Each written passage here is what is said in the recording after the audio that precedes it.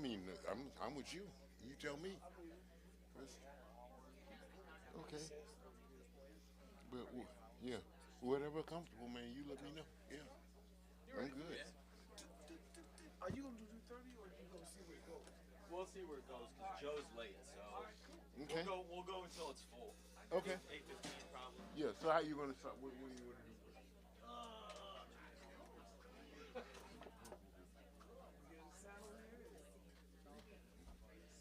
Cause like, cause now I'm as a drummer. I'm like you tell me what you feel like starting with, man.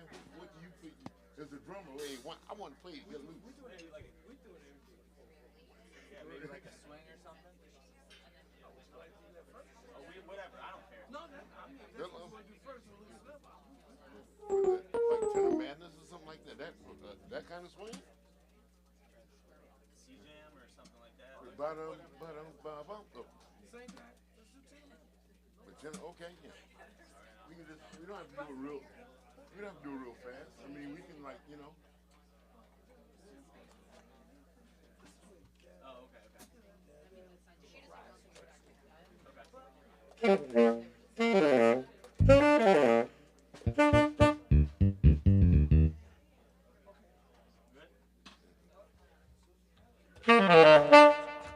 You gonna say something to everyone is gonna say something to people? No, where's the start me? No. Okay, okay.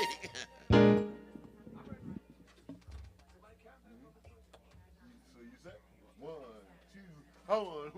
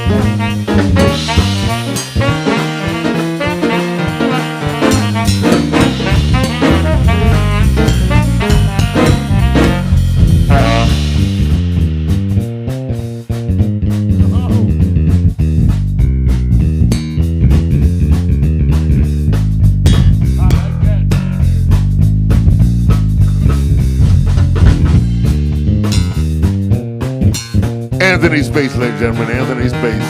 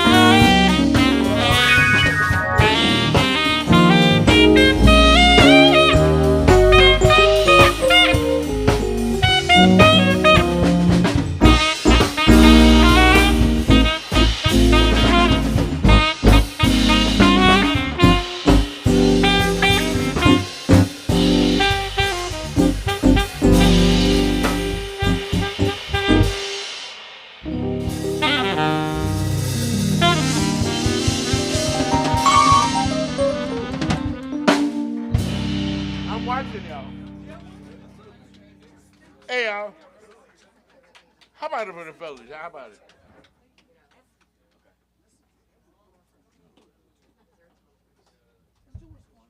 Okay. Thank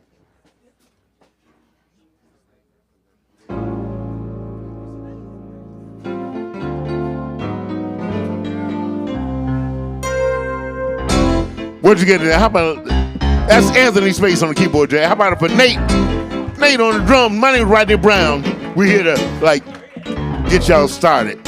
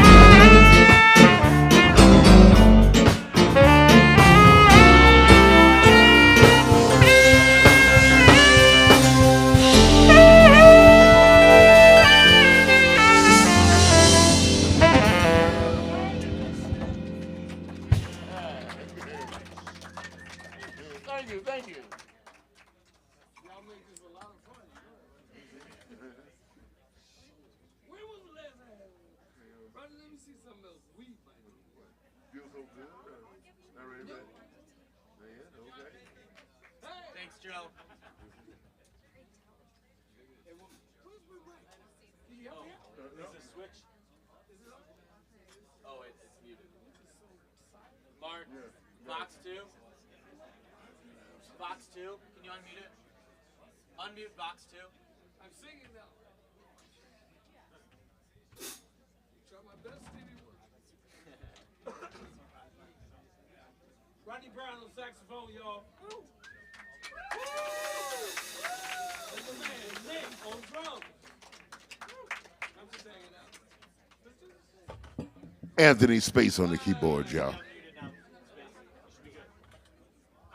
No, not yet. Not yet. But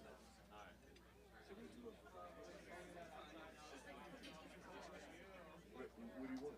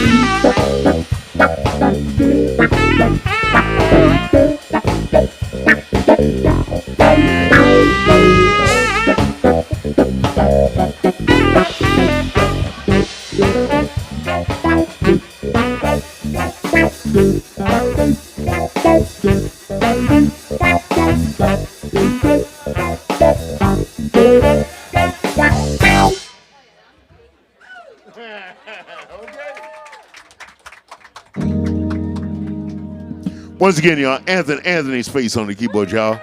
Proud. And Nate back there on the drums. Can we get a hell yeah? You want to do the warning? Yeah, I'm just going to do a quick warning. You're fucking incredible. My God. Let's hear it for the band, folks. Rock and roll. This is like the 10-minute warning. So I'm just going to do the house rules now, and then we could do straight comedy in like 10 minutes. If you haven't been here before, bathroom is upstairs. Hey, Joyce, good to see you. Oh, you were waving at your son, weren't you? That's sorry. I stole that. What's mine now? Bathroom. If you haven't been here before, you walk through the green room / laundry room. You go up those stairs and take a right. You'll find it there. If you have any questions, I'm Joe. You can come and find me. Nathan will be at the battle station with the screens and stuff. No heckle. Pretty standard live performance stuff. Don't heckle or just don't talk to the comics. Just laugh. If they talk to you, you can talk back. All pretty self. We've never had an asshole over 2 years. Don't be the first asshole. Don't be the first. Space. Space can heckle me all night. No one else. That's true. Does anyone have any questions? Good. Nathan, am I forgetting anything? No. Okay, cool. Well, this was. Oh yeah, if you pre-ordered your pizza, the pizza will be available at the end of the night. I'll explain all of that later. Are you guys ready to enjoy a great comedy show? Okay, cool. See you in like 5-ish minutes. Thanks.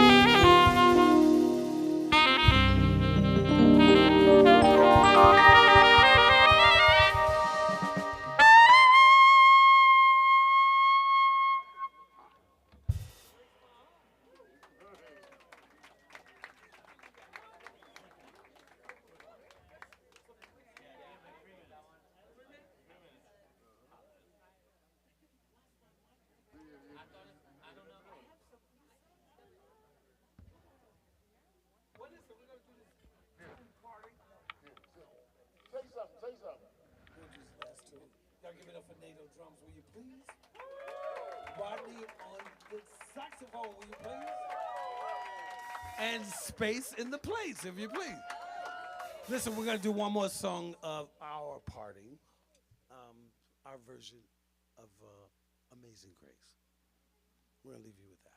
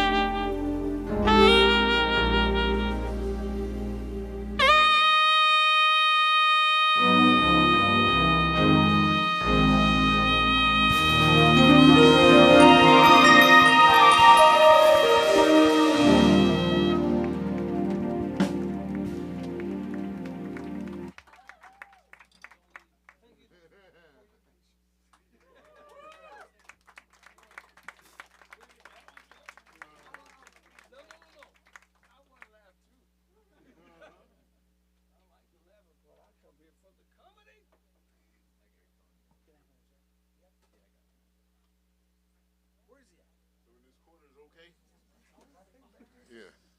Hey, Nate, you sit right back here. It's good, right? Yeah, yeah. That'd be great.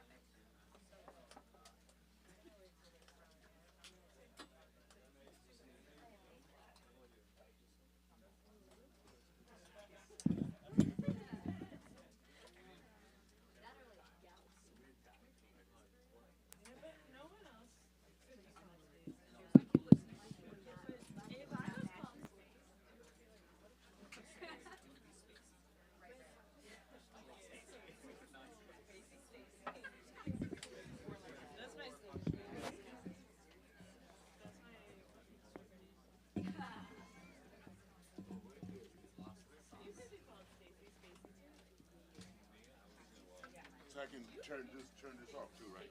Yeah, I can just mute it. If you can turn it off, that's fine. Shouldn't be an issue.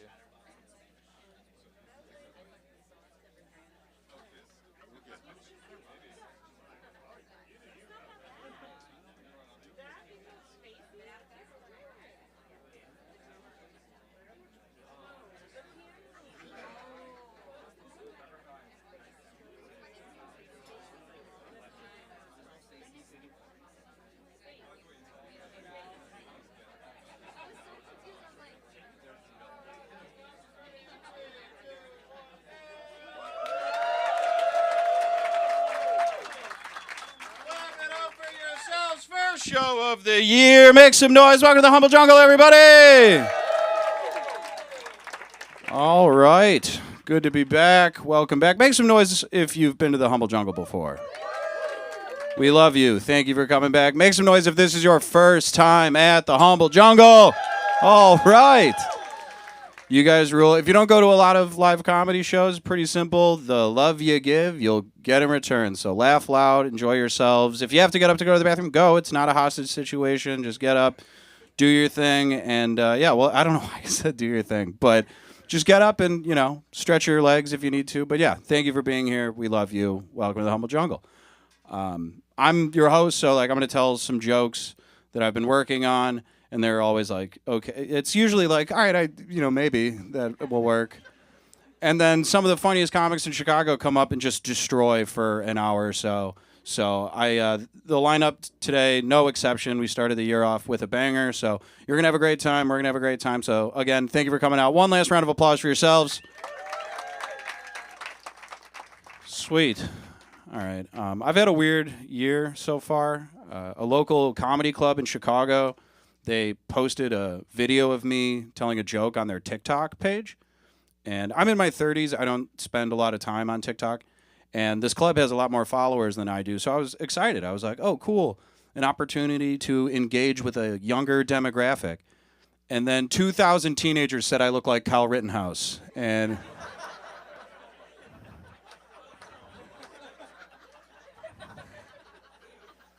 really genuinely hate how much some of you laughed at that. That's I know I brought it on myself, but that sucks, dude. That's just to be like, hey, a lot of teenagers on the internet hurt my feelings. They said I look like Kyle Rittenhouse, and 100 strangers in a basement are like, ha, spot on. That sucks, dude. I gotta lose weight now. Because I have comedian friends who, when they post a joke on the internet, people are like, oh, this guy looks like Thor, the god of thunder. People are like, you look like that fat little crybaby. It's not, sometimes people are like, you look like a famous person, and you're like, ooh, me? I don't want to look like Kyle Rittenhouse anymore. Which means I have to hire a personal trainer in order to make that transformation. And that sucks, because when you hire a personal trainer, the first thing they ask is like, what are your fitness goals? And I'm going to have to be like, oh, do you know who Kyle Rittenhouse is? I want to not look like that. I don't know. This is new. I quit drinking. I gave up alcohol. I'm 7 weeks sober. Thank you. Really disappointed half of the room. It's the people who've been coming here for years who are like, no, he's a lot more fun an hour into the show. At the beginning of the show, I'm like, hey, everyone, thanks so much for coming out. By the end, I'm like, you guys are the fucking best, dude. But no, I quit drinking. And I think one of the clearest signs that it was the right move to quit drinking was I told my friends, hey, I'm not drinking anymore. And none of them asked why. Usually if someone's like, hey, I quit drinking, you're like, oh, can I, why? I told my friends, like, hey, I'm not drinking anymore. They're like, yeah, it's probably a good call. I've seen your life, it's probably time for a change. I can't believe it took me so long. God. Like, I used to bartend weddings. I used to, every time you go to a wedding, I don't know about you guys, but like I would get way too hammered whenever I attended a wedding. But the drunkest I ever got at a wedding, I was by far the drunkest person there, was when I was bartending that wedding. Which, like, I will say, if you're getting married and the bartender blacks out, you probably had a pretty fun wedding. But I was kind of a nuisance, Women my mom's age were walking up like, can I get a Chardonnay with 2 ice cubes? I'm like, 4 Fireball, you got it. Like, let's... I really wish I was making this up. I got so drunk bartending a wedding that I gave a toast. No one asked for that. And to be clear, this was like 7 years before I started I wasn't even funny. Like, it was someone was like, toast for the bride. Someone going up was like, toast for the groom. And then I stumbled up and was like, let's hear it for the fucking DJ, dude. And then continue drinking for most of the next decade. So, time for change. So now that I'm sober, I have to find new ways to fill my time. Recently, I was reading Mark Wahlberg's Wikipedia page. I like to stay informed. I just like to... I don't know where you get your news, but I read Mark Wahlberg's Wikipedia page. And the thing I realized is you could break Mark Wahlberg's whole career into 2 halves. There's the first half where it's like Marky Mark and the Funky Bunch, like Boogie Nights, The Departed, like all this cool shit. And then the second half is just all this unwatchable garbage. He had a movie come out like a year or 2 ago where he played a Catholic priest. Like, I don't want to watch that, His next movie, you may have seen the trailer, Mark Wahlberg plays a guy whose dog saves the day. I don't know if you know how Hollywood works. That's a fucking rap, dude. If your co-star's a golden doodle, you're finished. And the reason it worked out this way, I figured out, was, the first half, cool stuff, second half, lame stuff. And it's because in the middle, we all found out that he blinded a Vietnamese guy. Yeah, some of you are nodding. Yeah. If you're one of the few people who didn't know, Mark Wahlberg committed a hate crime when he was like a teenager, and he like went to jail for it. And when we all found that out, he was like, all right, my bad. I'll make inspiring bullshit forever. Sorry. And so as someone who makes hundreds of dollars a year doing comedy, I was like, what did I do as a youth that if it came to light, it would affect my incredible career? And the only thing that comes to mind I'd like to address now, I'm not proud of this, but when I was in junior high, my hometown, our mall got an Apple store. And my friends and I would go to the Apple store and pull up gay porn on all the computers. And I'd just like to apologize to everyone affected by my actions, specifically all the elderly people buying a graduation present who I tricked into watching gay porn. And I want to be clear, this wasn't like a handful of times, at least 70 times. It got to the point where when we walked into the Apple store, a staff member would follow us around. Can you imagine that staff meeting? just some nerd like, hey, everyone, good news. The iPod video is officially coming out next month. We're going to need all hands on deck for that one. Also, roaming packs of teenage boys have been descending upon our fine store and bombarding us with gay pornography. It was so aggressive, too. Also, if your job title's genius, learn how to block meatspin.com. It's not... How did we all watch that? For the 2 people in here who don't know what I'm talking about, it was a website. Let's get into it. Where you would go... Here's the thing. A lot of you know exactly what I'm about to describe, and you're like, let's go, dude. So you would type in meatspin.com, and when I say type in, I mean your friend would send it to you on AIM, and you're like, what's this? And then, well, you're like 12 years old. But Meatspin was a man power bottoming for another gentleman who had an absolutely gigantic flaccid penis that was just spinning. You guys have laughed less and less as this has gone on. So we would pull that up, but we'd also pull up like full-blown productions, which is insane because I was like 12 years old. So when I was like alone, like the horniest thing I would do on the internet was like Google image search Halle Berry boobs. Like that was the height of my depravity. But then in public at the Apple Store, I'm like, pull up butt fucking cum fiesta. Actually, pull up butt fucking cum fiesta 2. That's the good one. God, dude, that's... We used to like, we would pull it up and then we would turn off the monitor and leave. So someone would be like, this computer doesn't work.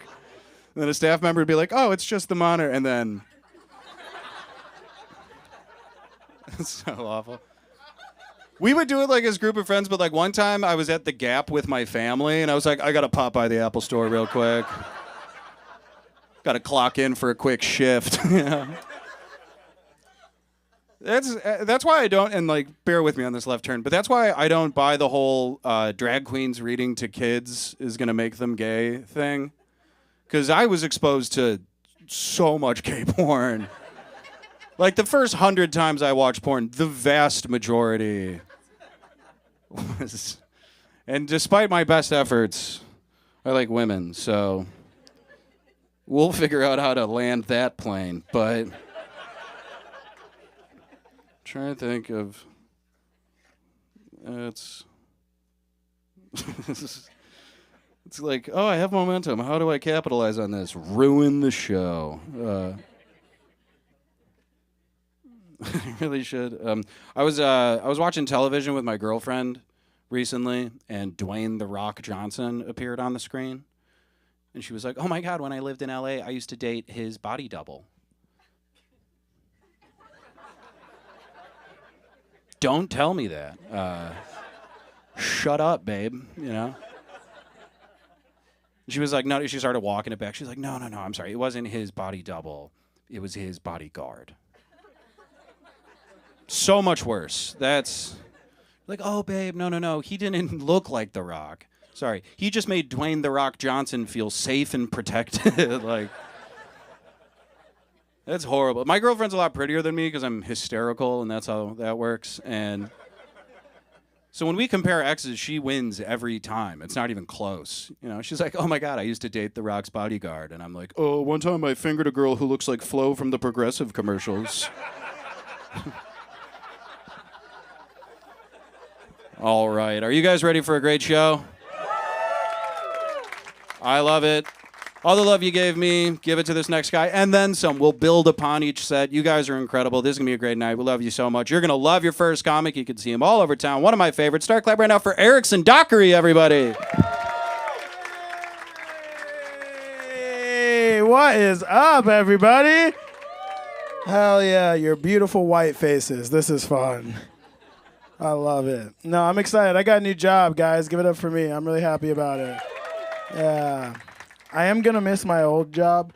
I used to work in a restaurant, and I like doing that because I like working with Mexicans. You know, they're fun people. They give me really cool nicknames. Like in the last restaurant I worked at, in the kitchen, my nickname was De Gordo Negro. That's what they called me. Some of you speak Spanish, I see.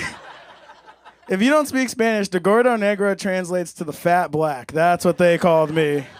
That's the coolest nickname I've ever had in my life. Are you kidding me? Only in Spanish. If any of you come up to me after this show and like, what up, fat black? I'm going to drop kick you in the face.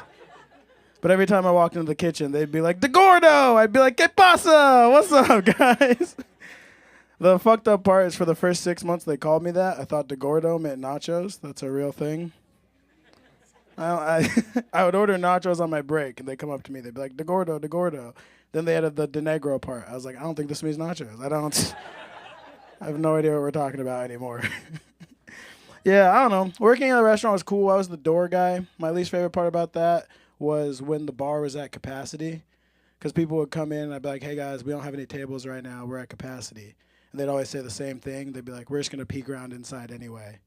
Which was annoying, but I understand it because I've been on a date with a girl where she's like, you can come upstairs, but you're not getting laid. I was like, that's okay, I'm gonna peek around upstairs anyway. Sometimes the table becomes available, that's all I'm saying. Some red wine, you never know what's gonna happen. That's, I don't know. Another part that I hated about it, can you guys laugh at yourselves? Can you guys do that? 'Cause white people, you guys have a lot of confidence out at the bars. It's crazy. White people drink at the bars like there was a time they weren't federally allowed at the bar. It's like you guys storm trivia night like you're demanding reparations. It's insane. You guys show up and are like, my ancestors were promised 40 acres and a Moscow mule. God damn it. And you guys are doing this other thing that you started. You guys have started bringing your dogs to the bars. Yeah, some of you guys here do that, don't you? I hate you. If you bring your... so much. If you bring your dog to the bar, I don't care if you put the black square on Instagram, you're part of the problem. It's unbelievable. Imagine if black people did that first. Just imagine. Just think about that for a day. If black people showed up to the bar with their dogs, just like a pit bull who looks like he's applying to be the bouncer of the bar, that's... The next day, every bar would have been boarded up. That's insane. Are you kidding me? Bringing your dog to a bar is like bringing your girlfriend to a guy's night. That's... Think about it for a second. Stay with me. It's like you're all the boys are there and one guy shows up with his girlfriend. Now there's just this thing there that you don't love or care about, but you have to pretend you want it to be comfortable. That's insane. And then it's disgusting when they start kissing it on the mouth. Stop doing that with your girlfriend and your dog. I hate it. Have you ever seen a white woman do that? She'll like kiss the dog on the mouth and the dog will kiss its nuts. It's disgusting. She'll like kiss the dog on the mouth, the dog will kiss its nuts, and then she reaches into a plate of shared nachos. That's unbelievable. I hate it so much. I don't know. My new job, it's a different job, customer service. When I was in the interview, I interviewed with 2 women. And at the end of it, the first one looked at me and she's like, you got the job. You're going to love working here. We're like a family here. And then she walked out of the room. The second woman looked at me and she goes, I fucking hate that bitch. I looked at her, I was like, that's my family you're talking about, bitch. That's mommy right there. Yeah, I don't know. But like the first woman, her name was Caitlin. She and I spent a lot of time together my first week on the job. She trained me. She took me out to lunch every day. And at the end of the first week, she took me on my first client meeting. And what I didn't realize about Caitlin during the interview was I hate that bitch too. She sucks. She's the worst. When she was training me, she was like, sound like you want to help on the phone. And I was like, how do I sound right now? She's like you want to kill yourself. I don't know. It's a really corporate job. So they do a lot of like diversity and inclusion events, which is really annoying. I don't like it. I don't. The other day, the head of HR sent out like a company-wide email. She was like, hey, everyone, please join us for our next inclusion event. But I'm the only black person that works there. So I replied all, does anyone mind if I'm excluded from this event? She stormed over. She was like, Erickson, we're only doing this for you. I was like, a diversity meeting led by a white woman named Pandora is not for me. That's for no one. Then they were like, Erickson, you have to go. So I showed up 20 minutes late. They were like, why are you late? I was like, I'm teaching you guys about my culture right now. Then I followed up with, I was like, how about this? You guys continue, finish the meeting, but you guys just figure out how you want to act around me. Like, how about we do that? Like, you guys figure out protocol if, like, I ever bring watermelon to the office for lunch. That's... Because I think you should be able to make some jokes. Like, have you ever seen, like, a white dude dance at work? You got to make fun of him a little bit. You look at him like, look at that fucking idiot. Like, that's... So I think you should be able to look at me, like, eating watermelon and be like, bet that's good, huh? But you shouldn't be able to look at me and be like, bet that watermelon's good, huh? Like that. Did that make some of you guys uncomfortable? I'm not sure. I think that's too much. I don't know. I get in a lot of trouble at work if you haven't noticed. The other day, someone sent like an email complaining about me. And in the email it said, your customer service rep was rude over the phone. He was abrasive. And he said things that you should never say over the phone. And my boss looked at me and she was like, what do you have to say for yourself? And I was like, I told her this over the phone. I am black. I can call her a bitch-ass nigga if I want to. She was like, but you can't answer the phone that way. That's... Every time someone called, I'd be like, what's up, bitch-ass nigga? They'd be like, this is T-Mobile? I'd be like, yeah, how can I help you? I also got in trouble because part of my job is I have to send out like an email at the start of the day that has like the attendance, right? And in that email, I like to put a little fun fact just for me. And the other day, in my fun fact, it was in the original filming of The Wizard of Oz, Toto the dog made $175 a day. And that is $125 more than all of the dancing midgets. It's a true fact. I also did say the word midget. I did say that. And she stormed over to me. She was like, "You cannot say the M word." And I was like, "What do you want me to do?" She's like, "You need to send out a company-wide email apologizing to everybody." So I was like, "Okay, guys, regarding my last email, my bad, my niggas. No one said shit about that. That was just okay. That's absurd. You guys hated that. That's fine. You enjoyed it. You're my man. Hell yeah. I don't know. I'm from Orange County, California, guys. Does anybody in here know what that is? Yeah. If you don't, it's very white, very Republican. Imagine like Wakanda if Prince T'Challa was Tucker Carlson. That's like... Just like imagine growing up at a bottomless brunch in Old Town. It's just white women loudly sharing opinions with the Diplo song playing in the background. So when I was in middle school and high school, I would date a lot of white women at school. And my sister would get really mad. She'd be like, "How come you never date any nice black girls at school?" And I'd just look at her and be like, "You're the only black girl I know at school." Like, I could date you, but that'd be the widest thing we could possibly do. Like, is that what you want? That'd be a weird Saturday if I told my boys, "Today, guys, I'm going to stay home, watch the game, and fuck my sister." Roll Tide! That's... All right, guys, that's my time. My name's Erickson Dockery. Give it up for Joe. This is awesome. Let's go. Roll Tide, Erickson Dockery. Let him hear it, everybody. Okay. Before I bring up your next comic, Erickson made me think of something. So he was talking about, like, Wizard of Oz.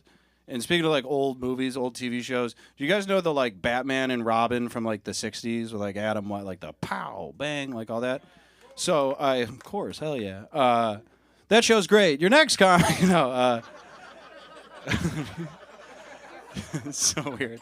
No, so I found out recently that, like, the guy who played Robin, who was, like, you know, in his early 20s, the costume that he wore was, like, deemed too tight by, like, Christian people. They're like, "We could see his little penis." Like, it's making us uncomfortable. So instead of like wearing more padding, or like their solution, this was like the 60s, was they gave him pills to make his dick smaller.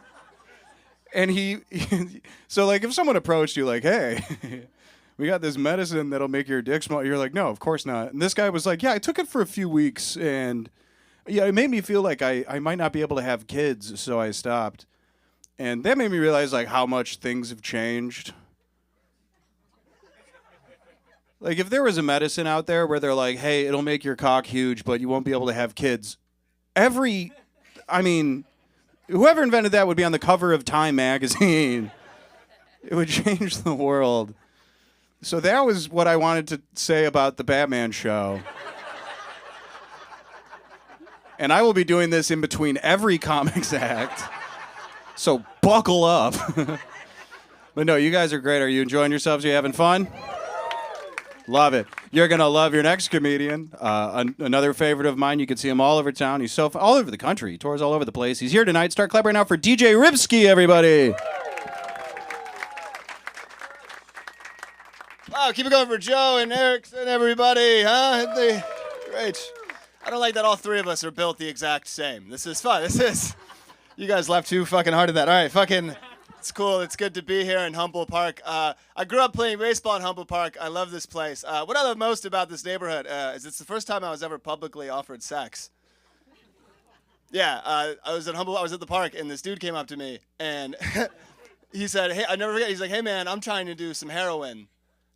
And I was like, "I'm not," you know? And then he said, "I can't find the vein." And I said, "Sir, please." And then he said, "If you help me find the vein, I'll suck your dick."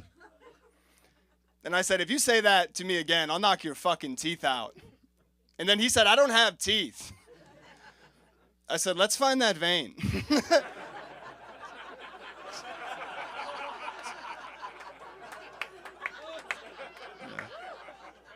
Yeah, so thanks for coming to the show, brother. It's good to be here with you tonight. I'm kidding. Okay, no. I like white men. Okay, no, it's fine. You suck. Okay. Anybody high tonight? Yeah. Oh, yeah, dude. Did you guys know, even though weed is legal in Illinois, you could still get drug tested at your job? Yeah, I found it out at my last day at the office. Isn't that? To be fair, though, it was my fault. You have to give them a reason to drug test you. I gave them probable cause. I came in, and they're like, hey, you got to take a drug test. And I said, why? And then they said, do you remember last week when you came in and you told the manager, Rachel, that on Sunday you binge watched 2 seasons of Is It Cake on Netflix? You have to take a drug test now. So I said, that's fair. And I had to take one of those tests where you pee in the cup. You guys ever take those? If you know you're going to get fired, this is my advice. Pee past the line. Just remind them that you can give 110% one last time, you know? Just.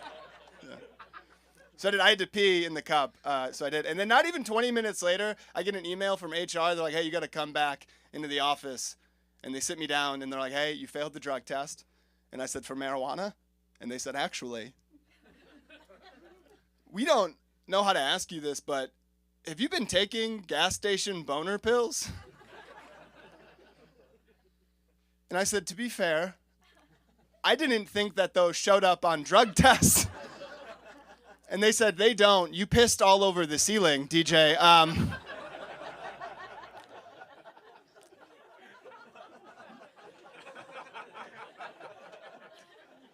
So if anybody is hiring, that's...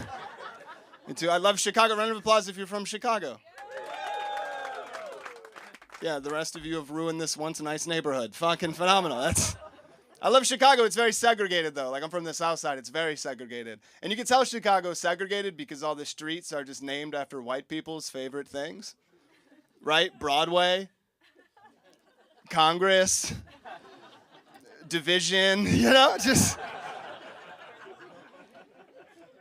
Like, I'm barely Korean. But in the neighborhood that I grew up in, I was full-blown Chinese. Do you understand? The last time I was home, this guy came up to me at the bar and he goes, hey, aren't you that Oriental kid that grew up down the street? And I was like, hey, man, haven't we outgrown that word? And he's like, my bad, aren't you that Oriental man that grew up down the street? I'm Asian and a lot of people can't tell, and that's fine, you know. Some people see it right away. Like, I remember I was on a date before I had a girlfriend, and I asked this girl, I'm like, can you tell that I'm Asian? And she's like, yeah, but it's not that bad.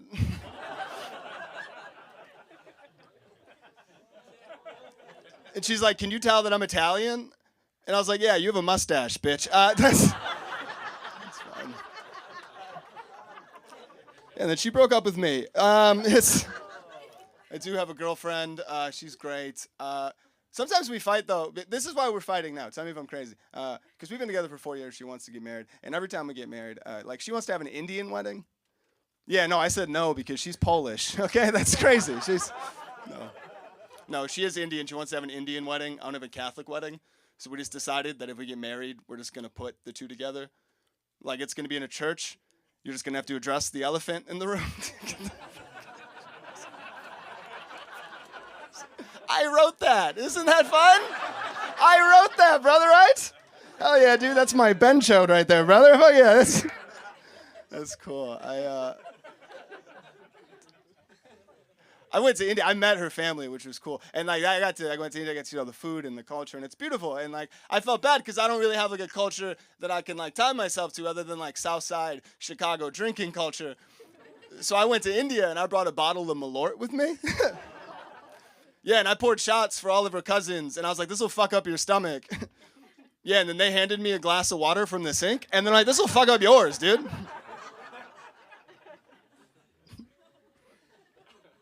I love Chicago. I think what makes Chicago so great is like the different cultures and like the ethnicities that come here. You know, like I don't know if you guys know this, but Chicago, I travel all over the country doing comedy, and I could confidently say that we have the best Mexican food in the entire country. Yeah, it used to be, well, hold on, it used to be Texas, and then their governor sent us 10,000 line cooks, you know, just right to the... That's a good joke. Fuck you guys. That's very funny. I don't... Yeah. My girlfriend loves that joke, but she's a Republican, so... Yeah, it's cool. I don't actually know if she is. We don't talk politics, but I think she might be because she likes to do a lot of Republican ass shit. Like she only wants to do missionary. Which to me, that's the most conservative way to do it, you know? You make the minority do all the work and then tell them he can't come inside, you know? You can't laugh at the first one and not the second one, people, all right? What are you? No, she's cool. I love my girlfriend. We have sex sometimes. Do you know what I found out about sex? Music is the only art form you're allowed to listen to when you have sex. Like, you can't penetrate to poetry. Do you know how embarrassing it would be to finish before the haiku? You know, is it? I like to listen to music every time we have sex. I think that's like the... She always gets mad at me, you know? She's always like, DJ, take the AirPods out. And, you know.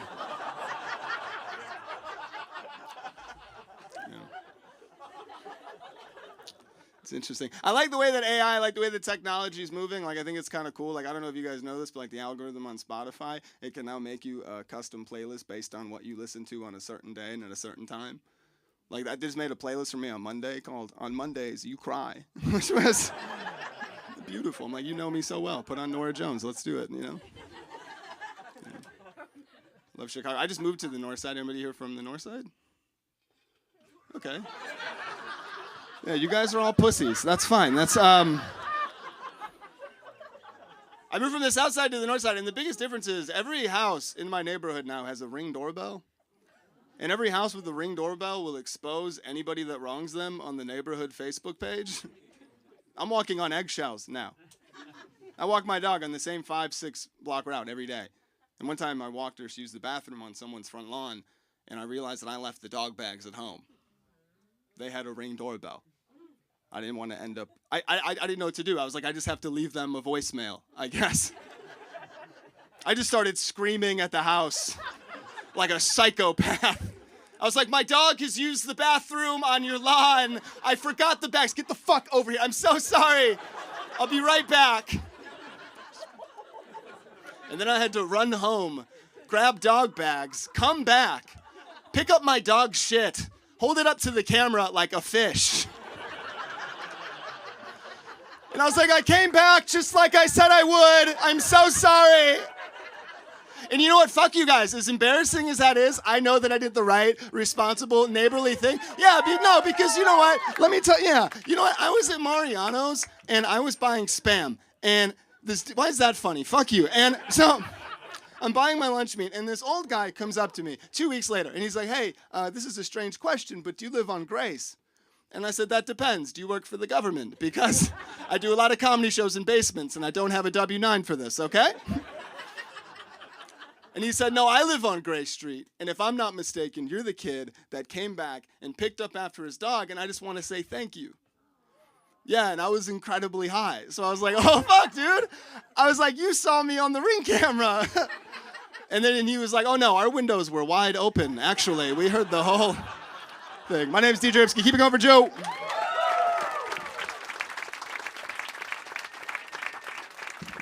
DJ Ripsky, everybody, let him hear it. We're going to get back to DJ set in a second. Real quick, house rule things. So if you're up against this wall, we got like cameras and stuff, so just try to be aware. But like if you're like bumping into the wall a little bit, it makes the camera shake and it looks like there's an earthquake, but there's not. So just be cognizant of the cameras. That wasn't the funny part. Here's the funny part. One more time for DJ, by the way. I forgot what the funny part was going to be. Wait, what was DJ? Oh, sorry, I quit drinking, so I'm just so high all the time. It's a huge inconvenience. I used to come on stage drunk, like, this is fucking great. Now I'm like, are you guys all mad at me? You know what? What I was about to say won't do that well, so I'm going to bring up your next comic. Let's go, dude. Are you guys having fun? I don't know why I did that. Like a band leader. I got to get it together, man. Your next comic, another one of my absolute favorites. You can see him all over town. He's here tonight. Start clapping right now for Ian Erickson, everyone.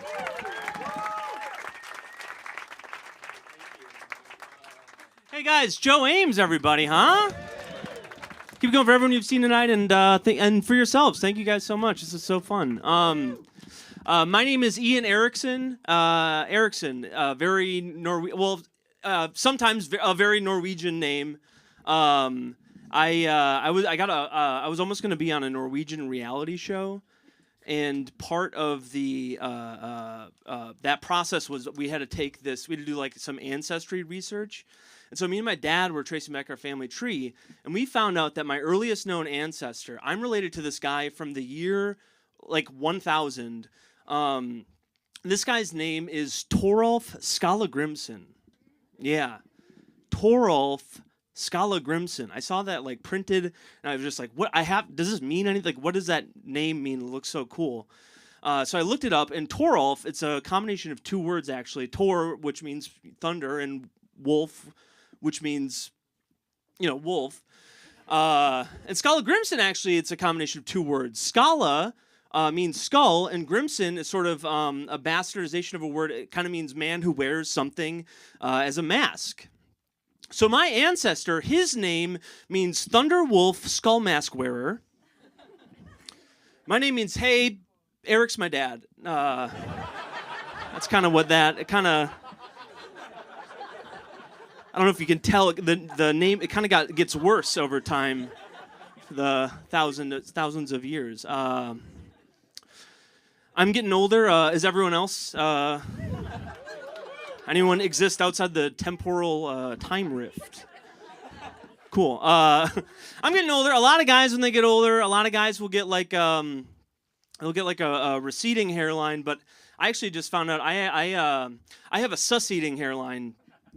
Yeah, all my hair's moving to my ass. They're trying to make a new guy down there. Keep farting states' rights. It's no good. Joe was talking earlier about, people on the right. There's this kind of fear-mongering going around. Trans people and drag queens, and there's all these people on the right just like shouting and screaming about how trans people and drag culture it's corrupting the youth. Oh gosh, it's the children being exposed to this. It'll twist their sexuality. It'll warp their minds. And won't anyone think of the children? And then like 2 days later, it'll be found out that person was like caught sexting a 14-year-old. So it's like they're getting called out. They're kind of like crying wolf about this thing that they themselves are guilty of, right? And this is unrelated, but I think they should lock up guys with big penis and listen to cool music and live a life of pure poetry. I think that's just kind of unrelated to the first thing I was saying. So I don't know. I'm random, I guess, about that.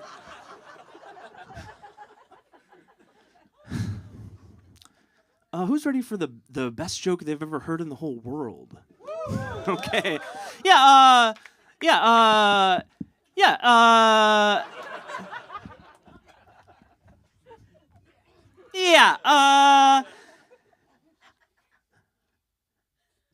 how many Justin Timberlakes does it take to screw in a light bulb?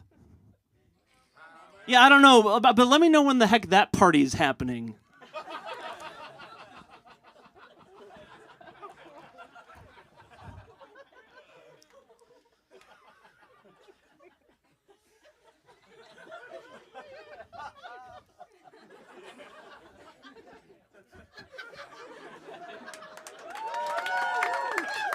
All right. It's kind of cool when you force someone to do something. Very fun. It's awesome. And actually, here's something very interesting. This is actually fascinating, I've found. But why? So why is it that when like a female comic comes on stage and she's like, she comes on stage, she's like talking about like her, like, she's like on stage and she's like the female comic, she comes on stage and she's like talking about like her, like, it's like she's like talking about like her like vibrator. Like, how come like that? Like, that's cool. And then when I come on stage and I talk about the big anime robot I built last summer, the one with the big ass and the big titty, I come on stage and talk about this. I'm this big hero everyone loves.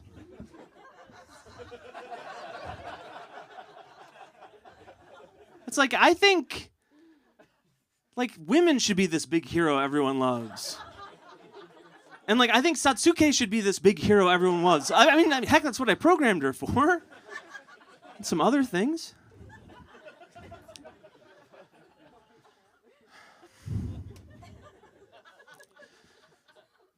I don't know if we have been watching the news, folks. But have we heard of this Elon Musk guy? Elon Musk is in the news recently, folks. Elon Musk is in the news recently. Have we seen this? Have we seen this? Elon Musk is in the news recently. Yeah, his freaking kid, 12AXAIXA ampersand freaking exclamation point question mark hashtag YOLO freaking that kid we all know.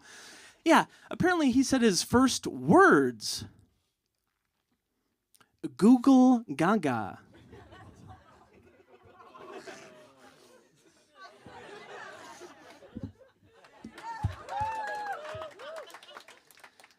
Okay, a little bit less energy when you force on a not good. Did we like impressions? How do we feel about impressions? Okay, I'm gonna get out of here on this. I'm just gonna do a quick impression. This is a guy who likes to eat poop.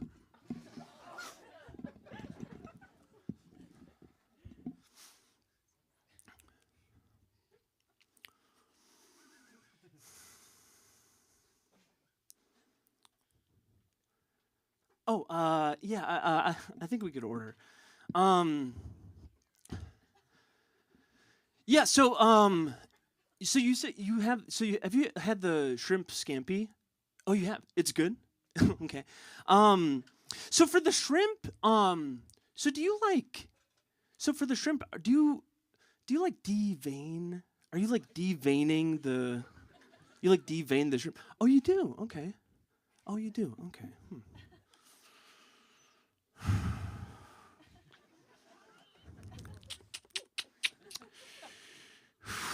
It all looks so good.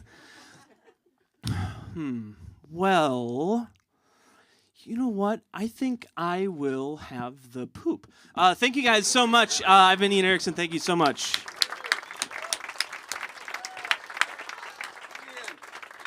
Erickson, everybody, let him hear it. I love Ian. Oh, man, that was fun. Ian, this is, just bear with me. Ian mentioned trans people. That reminded me of my next fun riff. Oh, the power I have right now. So relax. My brother is trans. Yeah. Yeah. So he was a woman for like 27 years. Then he finally got his shit together. Am I right? That is so fun to say into a microphone. No, he's so yeah. He used to be my sister, and then he transitioned like 5 years ago or something, and it's great. We're all really happy for him. But then like a year ago, he started doing stand-up comedy. It's kind of weird being 32 and looking at your 31-year-old brother like, yo, stop copying me.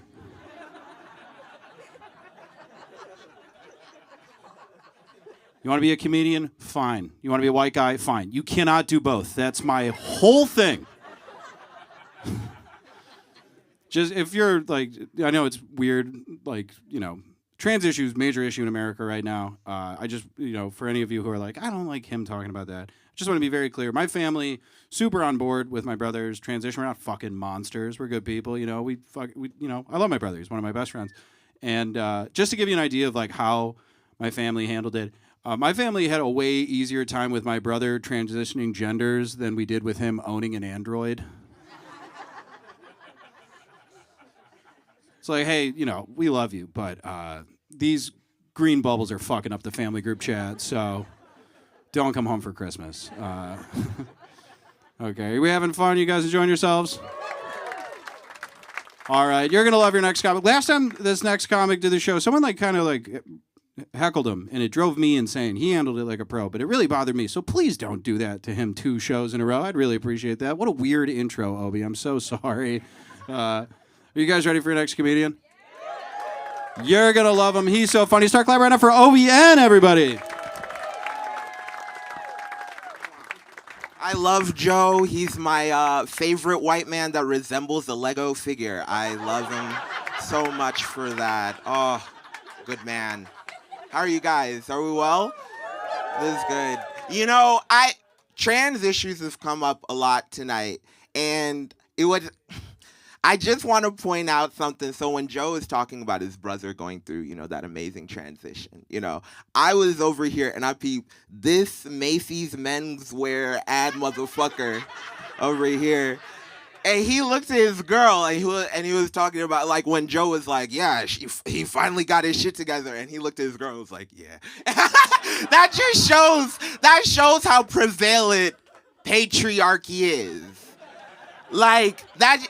You can't, like, if you just were like, yo, everyone's like, oh, man, fuck trans bitches. Fuck trans bitches. Like, whoa, whoa, whoa. It's also trans niggas. They're like, yo, I got to reconsider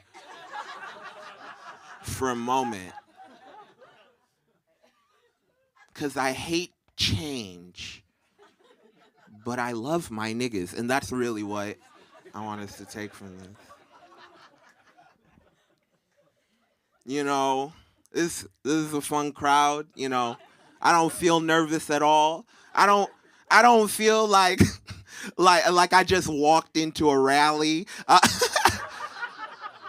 There's so many honkies in here. I see you. Don't worry. I see the brown girl. I see you. I see a beautiful black girl in the back. Cool. You know, go fade. But I'm not gonna cap. Most of here looks like this is a rally protesting a new White Claw flavor. It's crazy. All right, let's get into it.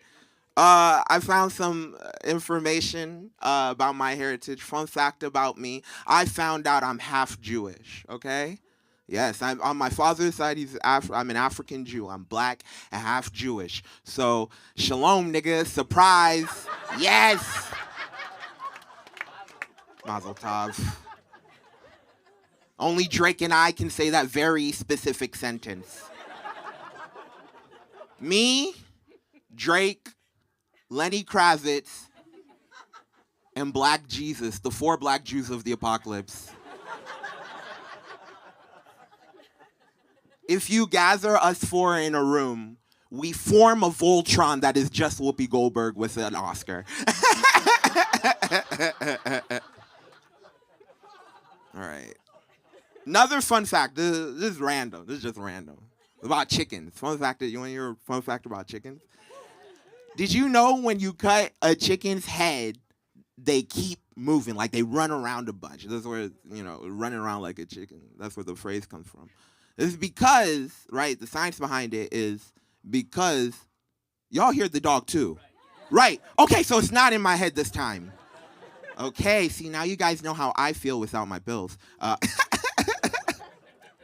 It's a motherfucking dog. See, you see what they want to do? Last time they silenced. Last time I was heckled by a white bitch. Now I'm being heckled by a ghost dog. Y'all won't let me live. Scooby-Doo. Shut up, Scooby-Doo. I don't want to hear none of this. Stay in your horror movie. Fun fact about chickens, when you cut a chicken's head off, they keep going. Can you imagine, right?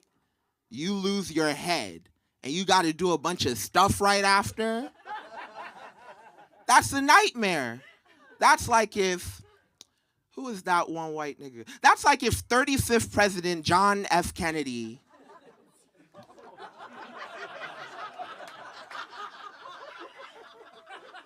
That's like if the 35th president, John Fitzgerald Kennedy, known for his progressive politics and deep dicking Marilyn Monroe, that's like if on the day of his assassination, right? On the day of his assassination, he gets shot in the head. And then right after, he calls his brother Bobby and is like, yo, bro, let's get super into CrossFit. Like, that's like, if that happened. Another fun fact.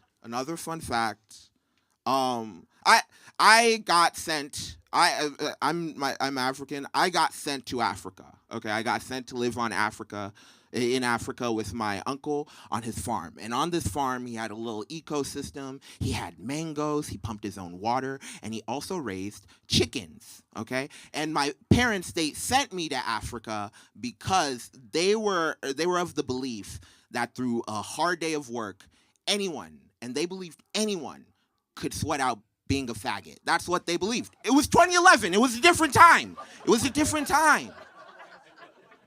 Scott Pilgrim versus the World had just come out, okay? It was a different time. By the way, I try not to hold on to like that internalized like queer phobia, homophobia, right? But there are certain things like I still believe you can work like the gay way. That's why I get real sad when I walk next to an Equinox gym. So many in shape gay niggas, so many more demons.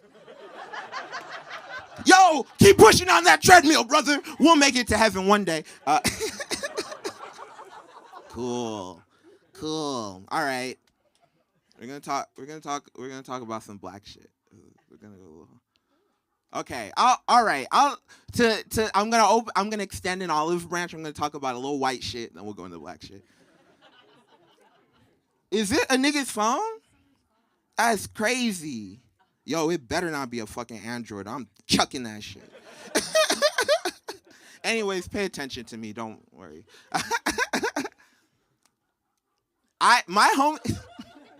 No, this is crazy. All right, well, seems like my time with babysitting you niggas is soon to be over. You know? You see? No, thank you. Thank you, white lady with the face, with the Jim from The Office face. I appreciate it. No, you see me, you know? Ghost dogs fighting the black man while he's trying to tell his gay nigga jokes. That's crazy. Right. No, yes. Jacob Elordi's less successful brother. You nigga. Yeah. Yeah. No, don't say thank you. You got a stain on your shirt. Black Lives Matter, nigga. Brah. Bye. I'm out.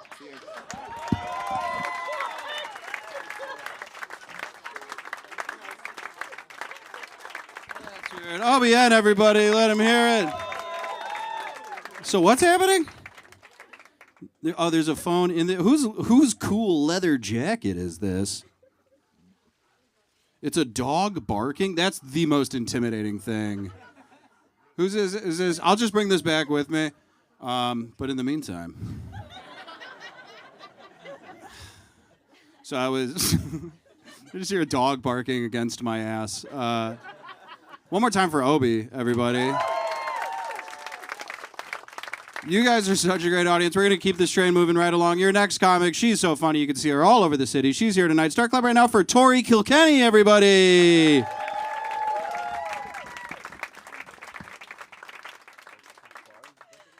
Oh, my God. Keep it going for Joe, you guys. Humboldt Park Fashion Week. So cute. Little temperature check in the room. Now that it's the end of the month, who here is trying to be better in 2024? Okay,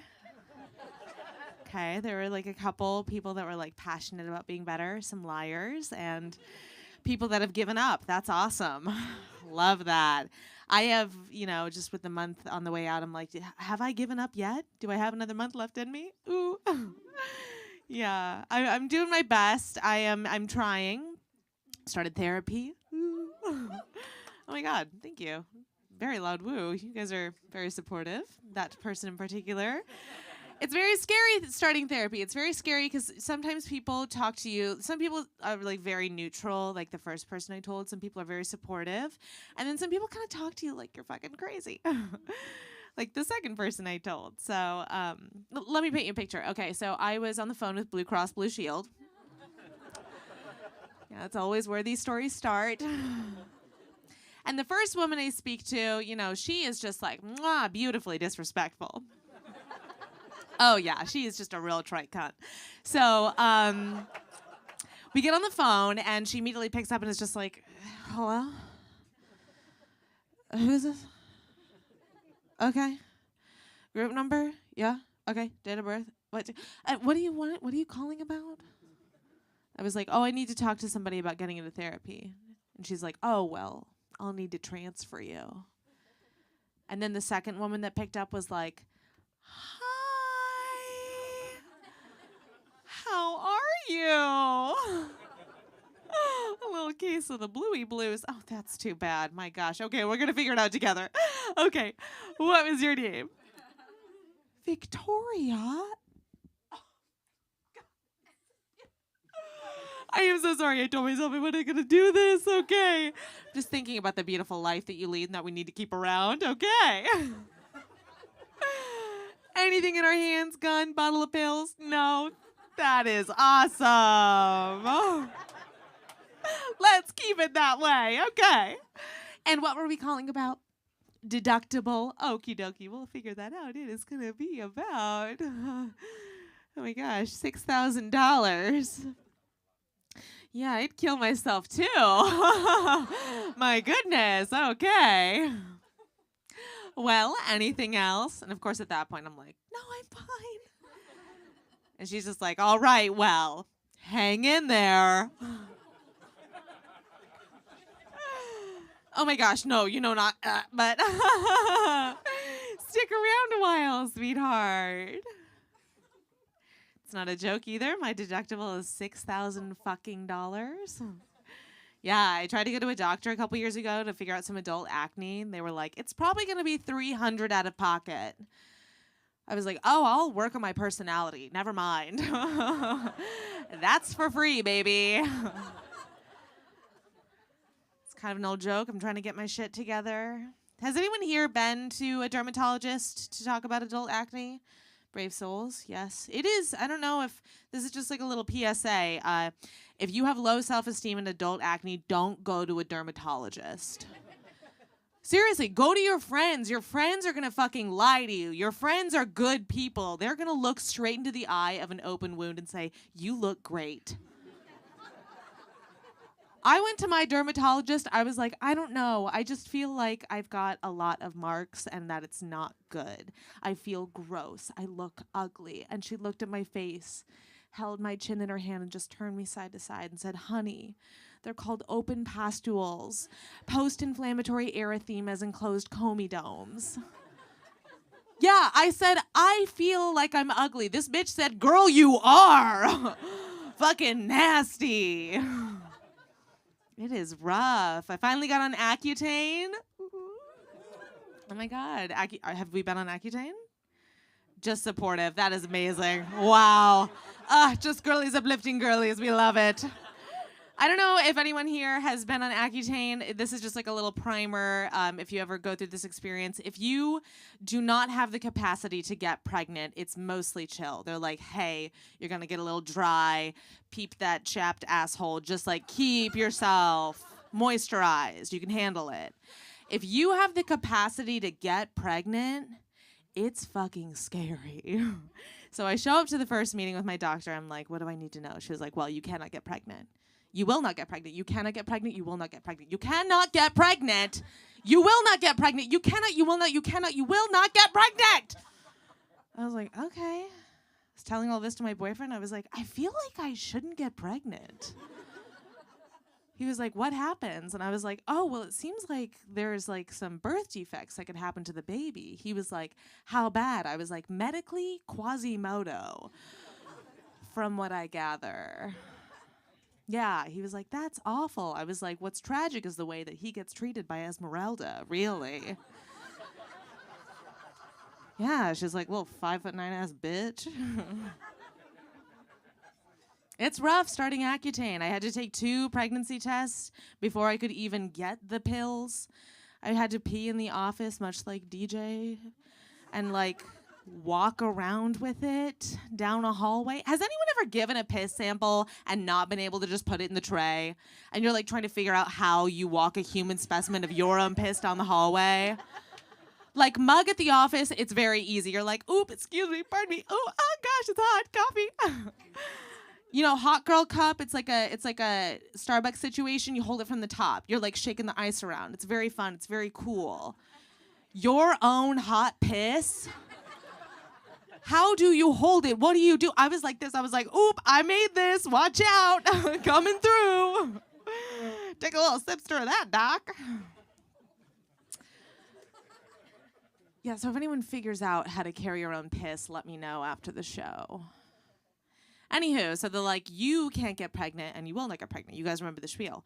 And they were like, you have to be on 2 forms of birth control the whole time. I was like, okay, well, 1, I have an IUD. That's nice and easy. Let's just do that. My doctor's like, okay, and just like typing all of this into the system and looking at me intently. And she was like, what's your second form of birth control going to be? And I was like, well, can I just pinky promise I'll get the abortion? Hey.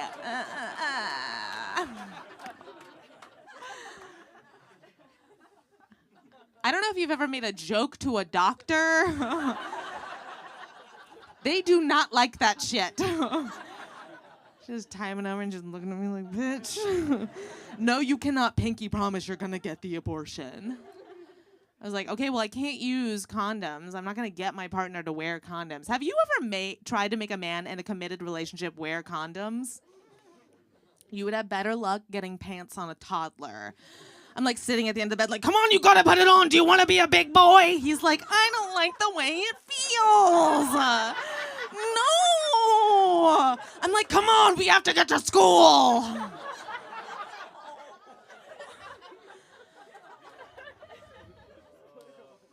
I'm like, I don't understand why we have to keep having this conversation. For men, it's just like, condoms or not condoms. Get the snip, get the snap. But, you know, there's like 2 options. I have so many options to choose from for birth control. I'm like, where is this male hormonal birth control at? Huh? Where is it? Yes, thank you. We get close. We do. They send it to the human trials, and they ask the fellas, hey, any side effects? And they're like, I'm feeling a little moody. I think I'm breaking out. And then the medical community is like, well, my God, get it off the shelves. We must protect them. These men are gonna be project managers.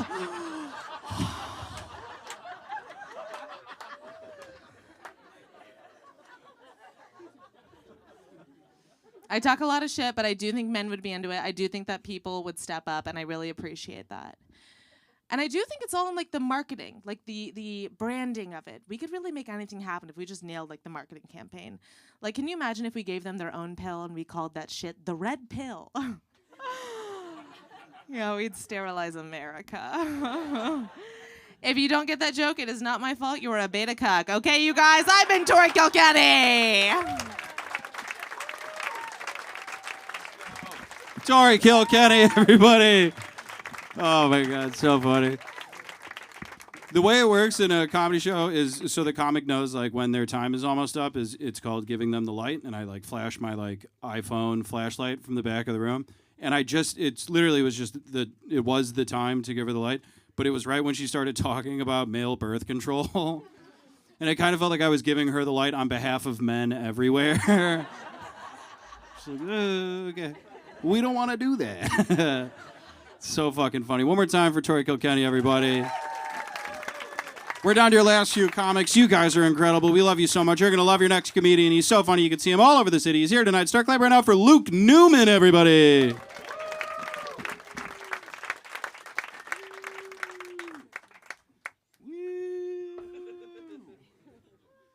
Woo.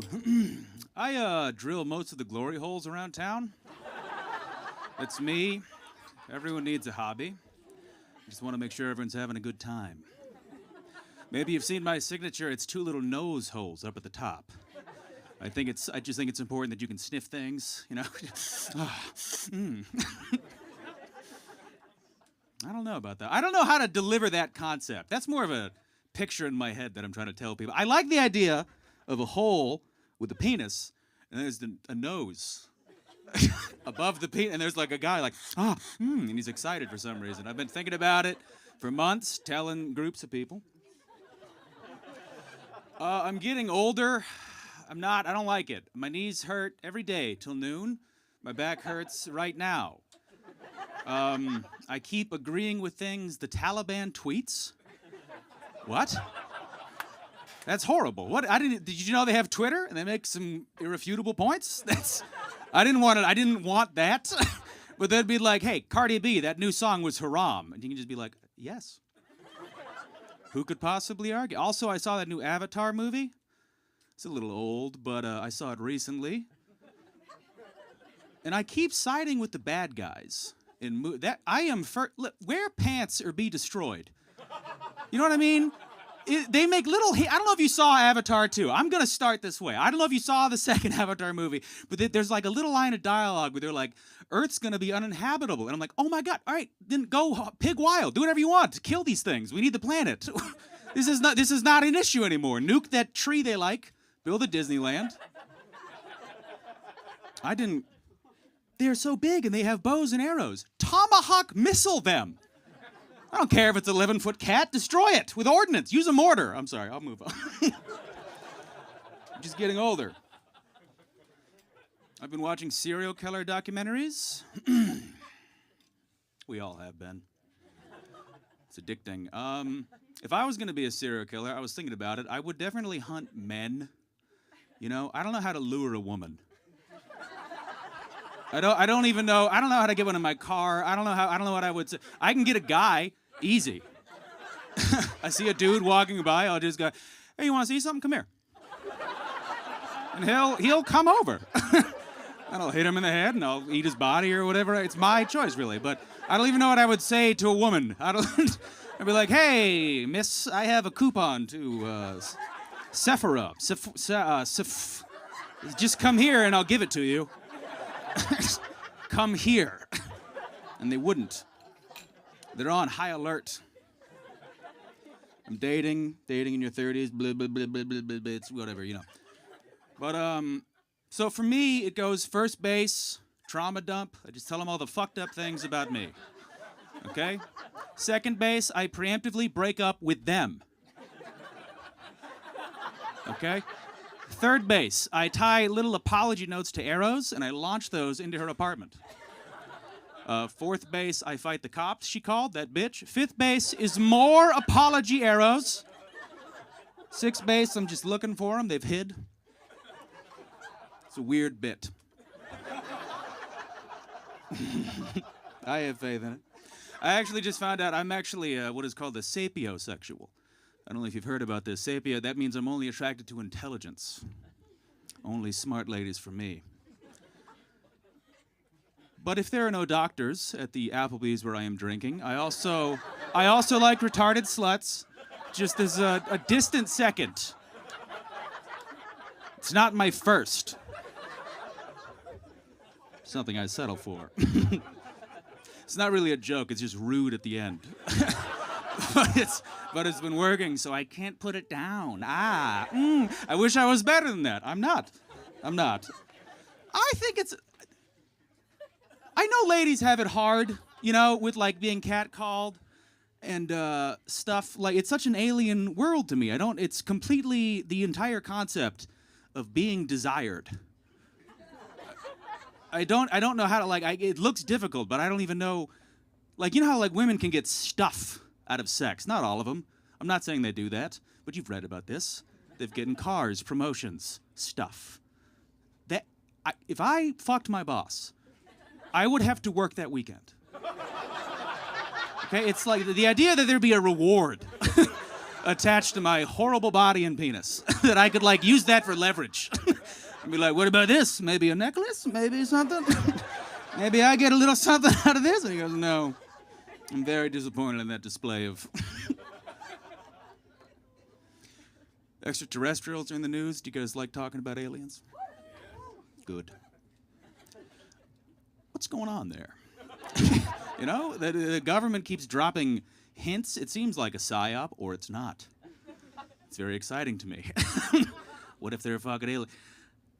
If they're giving us some information, they're not giving us all the information. That's what I've noticed. They just give us little hints, like a little tease here or there, but they're not just like showing us the bodies. But they tell us about the bodies, they won't show it. Listen,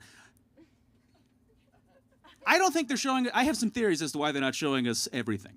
Okay, if I met an alien, I would fight it, and there's a lot of people like me. So that.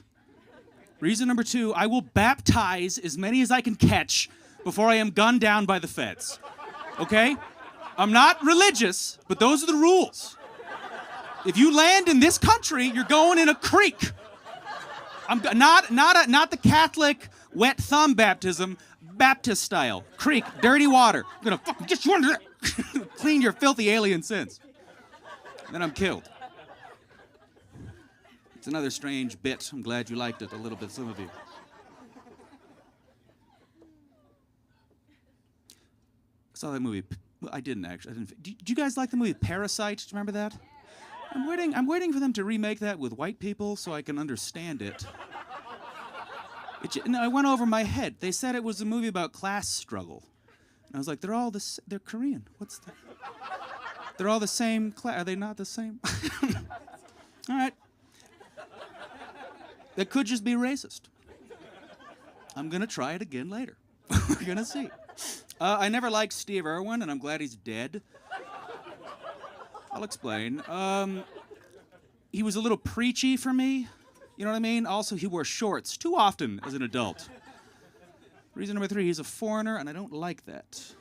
Right. Just a little more, just checking the water. It's racism again. I'm sorry. I won't do it again. Surely that's the end of that. Have you ever seen something that makes you so angry it says more about you? You know, and you have to actually take a step back and you're like, what was that? Why am I shaking with rage? I was on the train, and there was a homeless man drifting in and out of sleep due to heroin. You know, it's sad, but you know what it looks like when they're like, and he kept coming back online, you know. But so while he was doing that, in his hand, he held a caramel apple, like from the fair.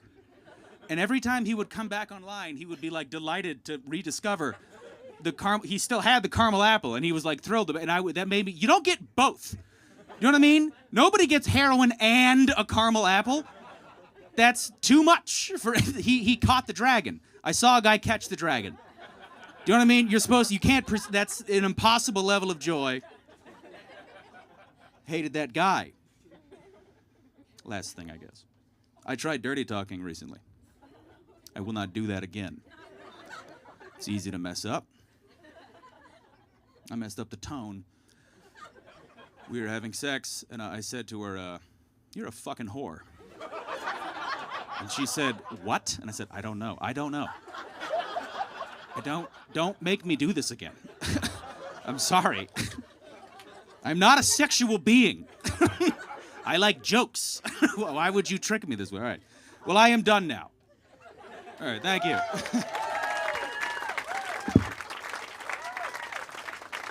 Luke Newman, everybody, let him hear it. I love Luke. My favorite thing to do when Luke's doing comedy is just imagine him doing that just to one stranger at a bus stop. just turn into someone like, I'm glad Steve Irwin's dead. He's so fucking funny. One more time for Luke Newman, everyone. All right, we're down to your last 2 comics. Your next comic, a good buddy of mine, a friend of the room. We love him. You'll love him. Start clapping out for Evan Hull, everybody.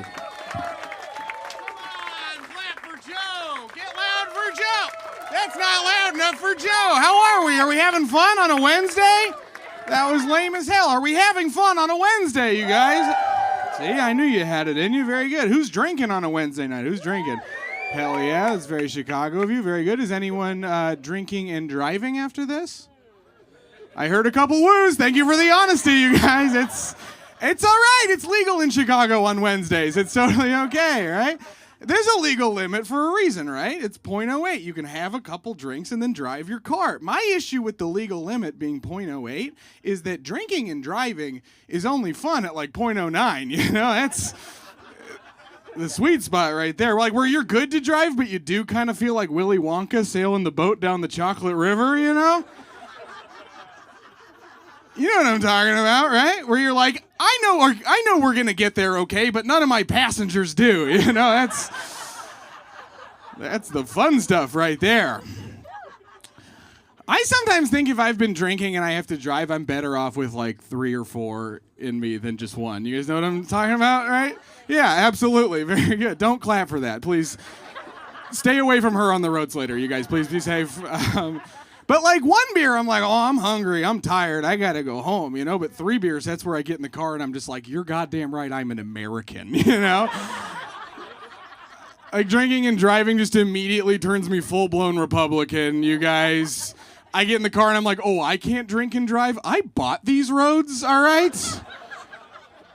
I pay these streets salary with my hard-earned American dollars that I make it my work-from-home sales job, all right? It's good. I'm joking. You should not drink and drive. We all agree you should not. Yes, you should not drink. But we've all towed the line like a little bit, right? You know, where you're like, you've been drinking and you're good to drive and you make it home and you're not necessarily surprised you made it home, but you do kind of look around and you're like, looks like I win again, you know? You're like, cop 0, me 47. It's scoreboard. All right, we're having fun. You guys are bad. This is good. Let's see. I'm a Jewish guy. Any Jews in the crowd? All right, pretty good turnout from the chosen folks tonight. That's good. I'm actually not Jewish. Get them, you guys. No, I'm just kidding. It's fine. I am Jew. This is the funniest thing that the Jews do. I think this is so funny. It's that we circumcise our boys, but then we make them wear yarmulkes. You know, because it's like, are we doing hats or not, you guys? Like, that's the stupidest joke I've ever written. First one he laughed at, just so you guys know where the intellect in the room is. I was thinking about this, though, with everything that's been going on in the Middle East, right? I think the true irony of the whole situation is that Palestine sounds like a great Jewish last name.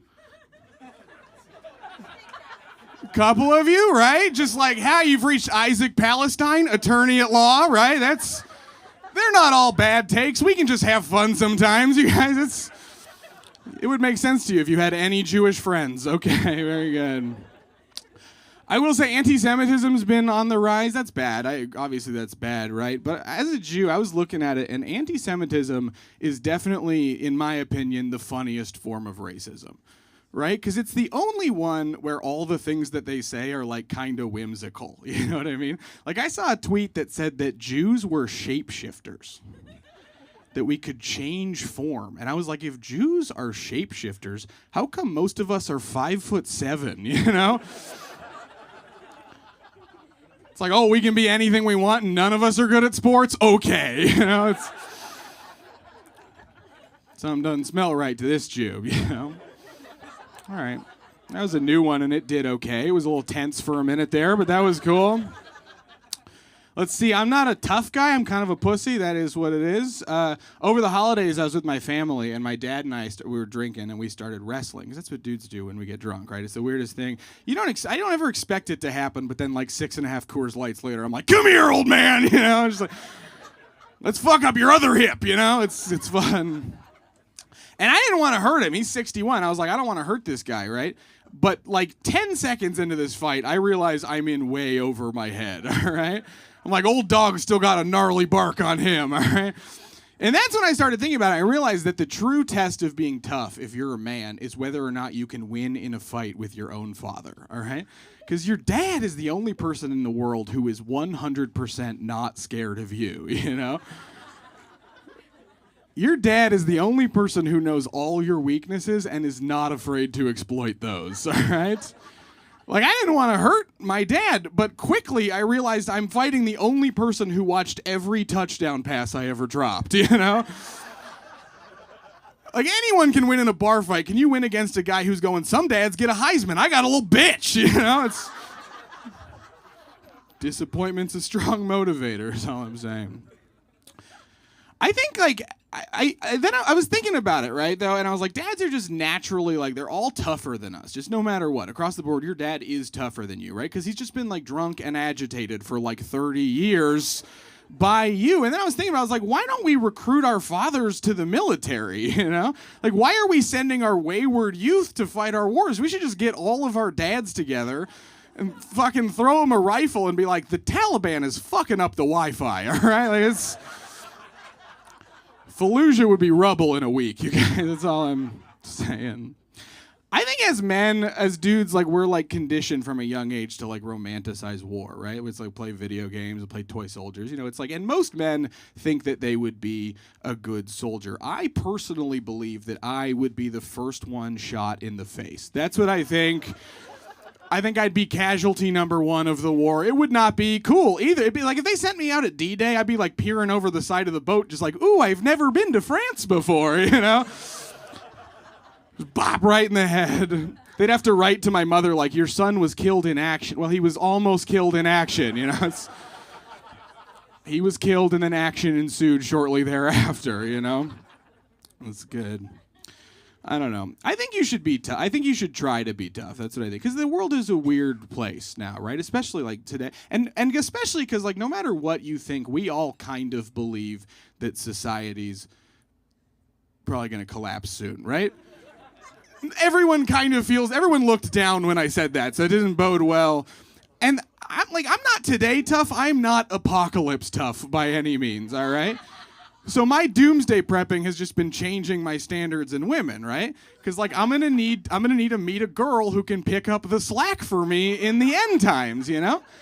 Like I used to want like a kind girl with a nice smile, and now I'm like I need a burly bitch with sword skills, all right? I need a woman who's gonna wear me around like a backpack. I can fight marauders till the end of time, you know? Like, I'll raise our offspring. I'll learn to breastfeed, all right? It's okay. Doesn't seem hard. I don't know. You guys are sickos. You loved that one, you freaks. Very good. This is just a side note, but if there is like an apocalypse, right? If the nukes go off, I want to die in the nuke. I want to die because I don't have any like survival skills, you know. And it would be, do you know how embarrassing it would be to survive a nuke and then die immediately because I couldn't catch a squirrel, you know? I'd die so I'd go to heaven. God would be like, "We're running sprints. We're gonna send you back. All right, don't be a bitch this time." All right, we got a couple minutes left. Can I tell you guys something personal? Hell yeah. So yeah, I went to the doctor earlier this week. I ended up having to get a prostate exam. Yeah. Here's the thing, fellas. Prostate exam, not that bad. Honestly, the worst part is knowing that I'm never gonna come like that again. You know, that's the crazy thing. Like, they tell you the exam's gonna be uncomfortable. They don't tell you that you fall in love with the doctor, all right? He was like, "You're gonna feel some pressure." I was like, "Yeah, to put a ring on it, maybe," you know? Love comes in mysterious ways. I come when there's a finger in my ass. That's what we learned at the doctor. I think I might have killed her, you guys. That's very good. No, I love you. Very good. The thing about a prostate exam that I like is that it's the only time where you can learn if you're into something sexually, but in like a professional way, you know? Like if you want to try choking with your partner, you can't call the doctor and be like, "We got to run some tests," you know? But if you want to know if the butthole is your spot, you just got to call and be like, "Hey, I am peeing weird." And then worst case, you got cancer. Best case, new hobby, you know? I think that's nice. I also want it to be known that this couple hasn't looked at each other for this whole joke. So that's... Are you together? Great, then there's no stakes. Go home and learn something about each other, all right? That's... I don't... Even better, once again, no stakes. Do your research on him. That's all I'm saying. All right, Jesus fucking Christ. Sorry, I assumed you were straight in that quarter zip. Thank you.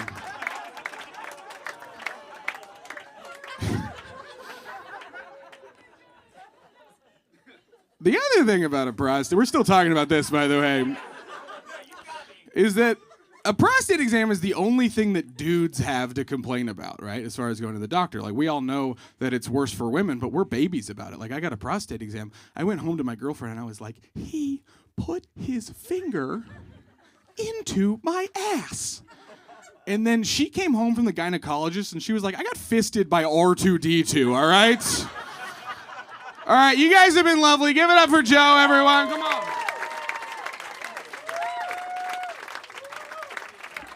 Evan Hall, everybody. You guys just witnessed history. That was the first time a straight guy made fun of a gay guy's clothes. That's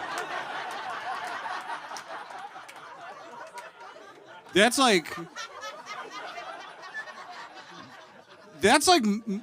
you know, like the channel E. I think that's like 90% of the shows. What's your name? Brian. Give it up for Brian, everyone. What a champion. So we're mixing some things around. Usually it's like, oh, are you ready for your headliner? And you're like, yeah. And I'm like, I can't hear you. Do better, headliner. Yeah. And then I bring him up. So he's actually going to play the piano. So he's going to come up and get situated right now. And while he does that, I'm going to tell a joke that I don't think it's going to work. And then step forward.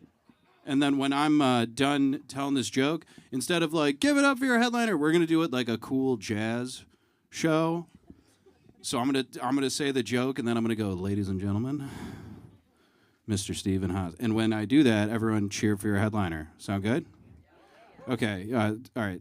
So did you guys see that Stephen Hawking was in the Epstein paper? Like, he was on his plane?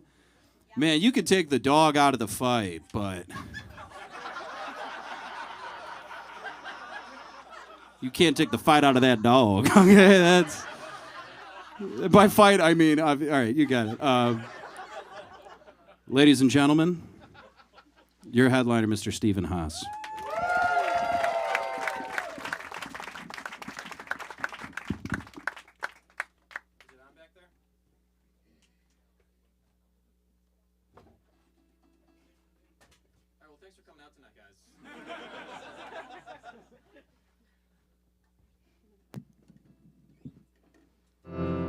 That helps, thank you.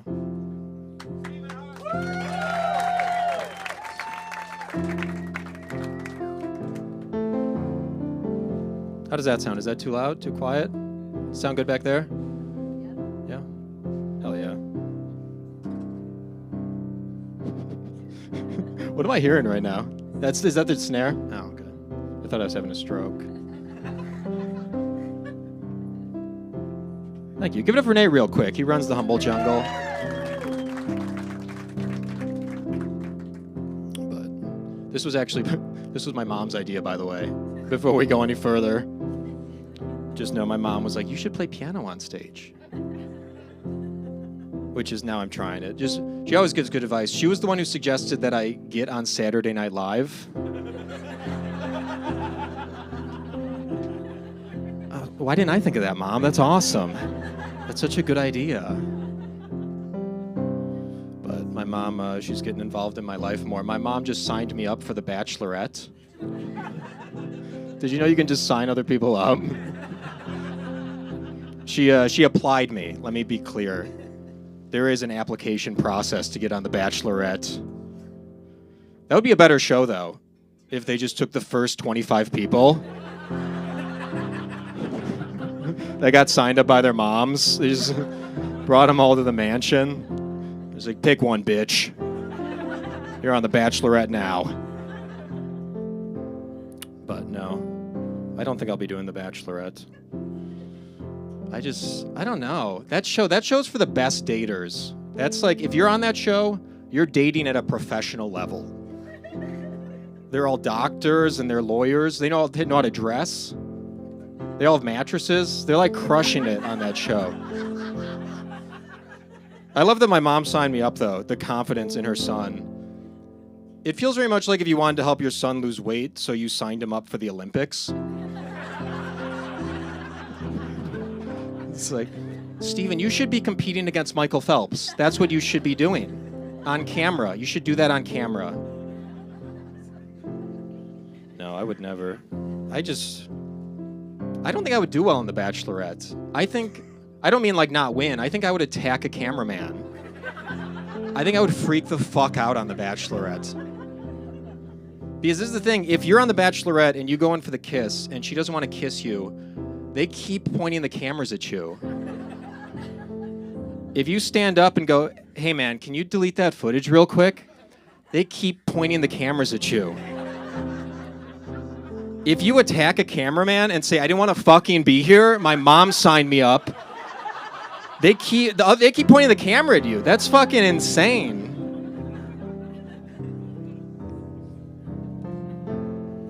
But I don't know, my mom, the reason she signed me up, she found out I was using dating apps. This is true. And she was so disappointed in me. Because she thinks it's creepy. She thinks it's insane. She thinks it's for crazy people. She found out, she was literally looking at my phone. She was holding up my phone, and she was looking for a contact, and she just stopped scrolling, and she looked at me, and she went, Steven, who is Kelsey Tinder? Because that's how I was naming the contacts. Which, first of all, in my defense, as far as naming contacts goes, Kelsey Tinder's pretty respectful. Give me the phone back before we get to Jessica Big Tits, okay? Okay, fucking Colin Grinder. I needed help moving, Mom. I was moving. I was carrying boxes. I don't have to put up with this shit.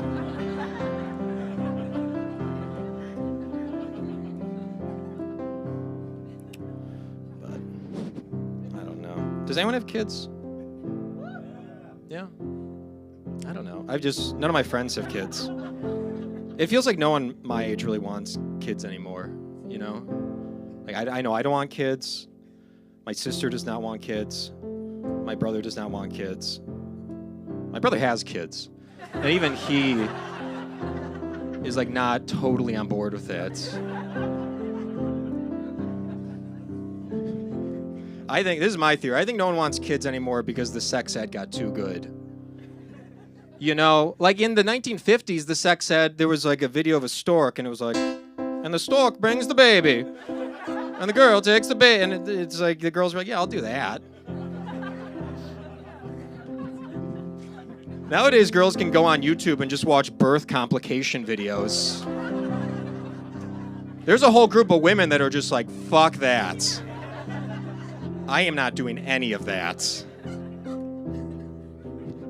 Let me Google how they do a C-section. Maybe I'll do that. Definitely not doing that. What the fuck? No, I am just going to go to Renaissance fairs and have sex with men who ride horses. That is the plan, okay?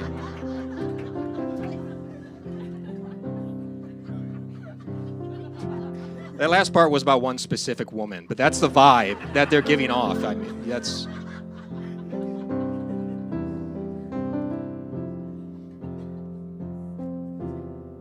I can't afford kids. Do you guys know about the price of daycare? Do you guys know what's going on, how expensive this is? I think, to put it into perspective, if I had never heard of the storming the Capitol and you showed me that footage, I would have been oh, this is about the daycare thing, right? These are the parents about the daycare thing. It's so expensive. It's actually cheaper to just buy your child his own apartment and take him there every day.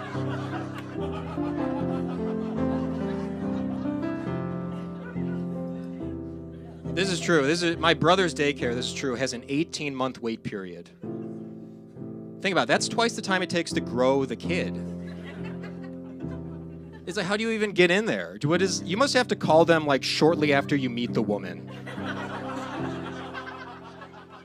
You must have to be on the phone just hey, I just went on a really good first date, and we haven't talked about marriage or kids or dating yet, but I really want to get my kid in the system, so throw us in there. It's you put me at Steven and Kelsey Tinder. You can put us in the system. I don't know her last name yet. I'm working on that part. She's got huge tits. You can put the tits in there if you want.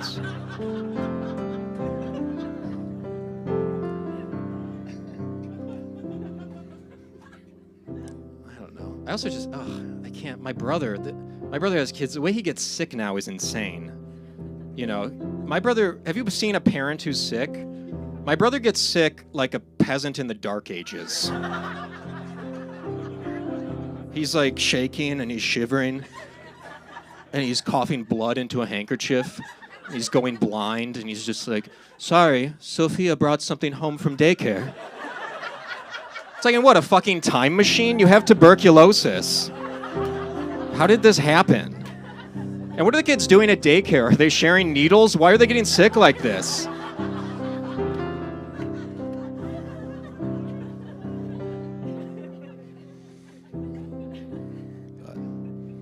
I don't know. My brother has good kids, though. He's got very good kids. My brother's a PhD. His wife is a PhD, and they're such good people. And their kids are like, they have the kind of kids where if two of the kids are fighting, my sister-in-law will go, guys, please stop fighting. I swear to God, the kids go, sorry, Mom. It's like, yeah, I could fucking do that. That's not the issue. I'm not gonna have that kid. I have mental problems. The people who have sex with me usually have mental problems. We're not gonna make a sorry mom kid. I'm gonna have one of those kids you have to say, hey, buddy, 12 times. You know? Buddy, buddy, buddy, buddy, buddy, buddy, buddy, buddy, buddy, buddy. You can't stab the neighbor's dog like that, buddy.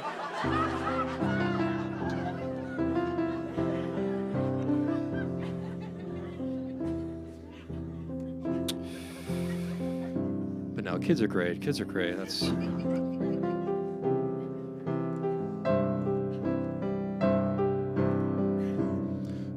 all I feel like talking about kids about. That's it. Oh, no one's gonna like this. Have you guys noticed how there's now a bank inside the grocery store? The fuck is that? Huntington Bank? Get it out of the grocery store. The bank should be its own building. There shouldn't be a bank inside the grocery store. There's not a shoe store inside the grocery store. There shouldn't be a bank inside. And a lot of you are listening to me like, wow, I really don't care about. But a few of you are like, he's fucking right. Why is there suddenly a bank inside the grocery store? Why? There's bulletproof glass inside the grocery. No one's pulling a heist at Jewel Osco on Ashland Avenue. Just get the bank out of the grocery store. I feel so bad for them in there. Those poor guys. Those guys have to go on dates, and they have to sit across from a woman, and she's going to go, what do you do? And he's going to go, I work for a bank. And she's going to look at him and go, and what bank do you work at? And he's going to have to go, I didn't say I worked at a bank.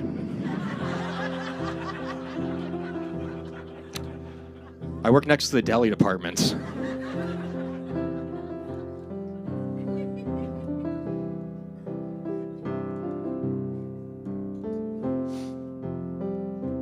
But no. Is this dipping down? Am I crazy? A little bit? Okay. What's your name, dude? Adarsh. Have you been here before? Yeah. Well, welcome back.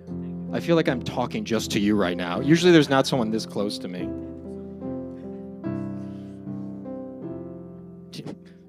There shouldn't be a bank in the grocery store, right, Adarsh? I'm not fucking insane.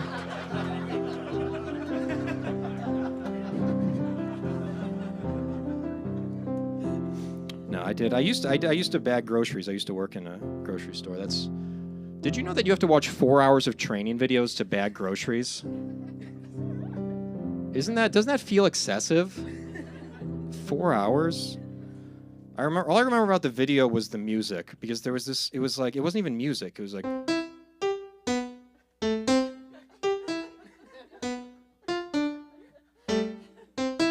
it's like, what is that? That's not music. What is that? And the narrator came out and he was like, hi, welcome to Jewel. I'm here to take you on your journey today. And we were like, did he just say journey? How long is this gonna take? It took 4 hours. Okay, and why 30 minutes of it was just about not starting a union. What is that? What is that? Why is that in there? I was upset. I was also kind of like, looking around at my coworkers like, we are not the people to start a union, okay?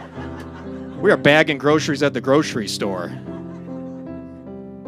An hour of it was about sexual harassment, which is very important. But as a man who's not going to do it, an hour is a long time. You know? The video should be 23 seconds long. And it should be like, don't do it. Please don't do it. And then the guy should go, do I say it again? And, oh, yeah, don't do it. And that would be the video. That would be it. That would be my video. But I remember the video. The video literally had a man sitting and eating lunch. And then a woman came up to him and she was like, hey, Marco, can I sit and eat lunch with you? And he was like, sure, Sarah. You can sit on my dick.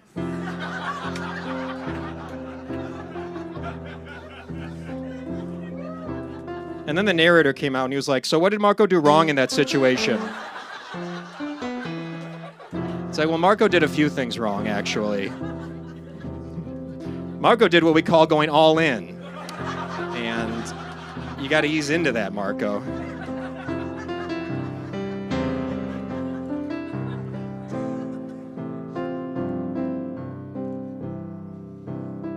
All right, I'll get out of here in a minute. Can we give it for the Humble Jungle real quick, though? Isn't this a great place?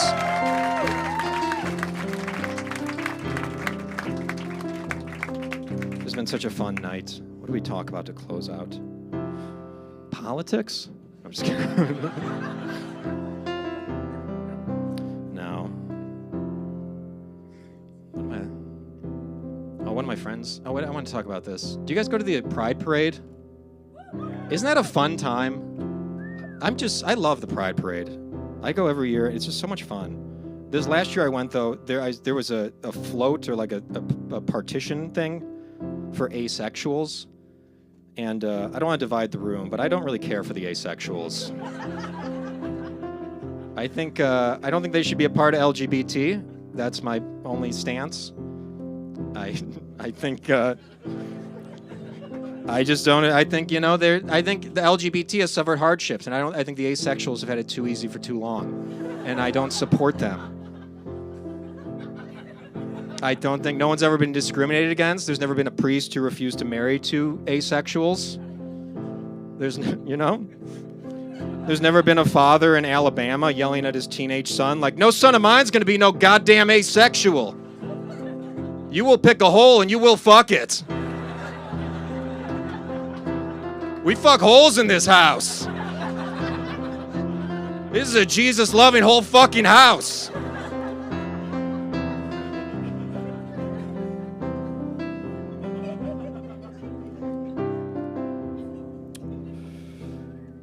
That joke was titled Whole Fucking House.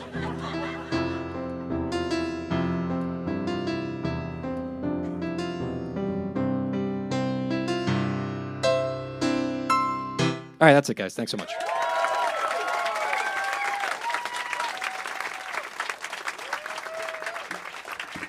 Stephen Haas, everyone, let him hear it. That is our show. Did we have fun? Okay. All right, we love you guys. So just some house rules on the way out. First of all, really quickly, give it up for all the comics you saw tonight. The best way to support the comedians is follow them on Instagram. So just go to the Humble Jungle Instagram page, go through the story, follow everybody. That's our social currency. So follow everyone. Give it up for Jen, bartending, security extraordinaire, checking you all in. One more time for the band, kicking us off. And last but not least, playing drums in that band. You're in his fucking house right now. Nathan Weil, everybody, let him hear it. Okay, this was one of our longer shows. You guys were honestly one of my favorite audiences ever. We love you so much. So please come back to the Humble Jungle. If you bought pizza, the way it's going to work, it's actually pretty nice outside. So we're going to go outside into the backyard, and then the line goes into the kitchen, like up those back stairs. So just go outside first in an orderly fashion. And, buy merch. We have free stickers because they fucked up, and the sticker says The Humble Jung. So go nuts with those. Put that on a cop car. Free tickets for life. But okay, you guys are amazing. Thank you so much. I've been Joe Ames. Get home safe. We love you. Bye.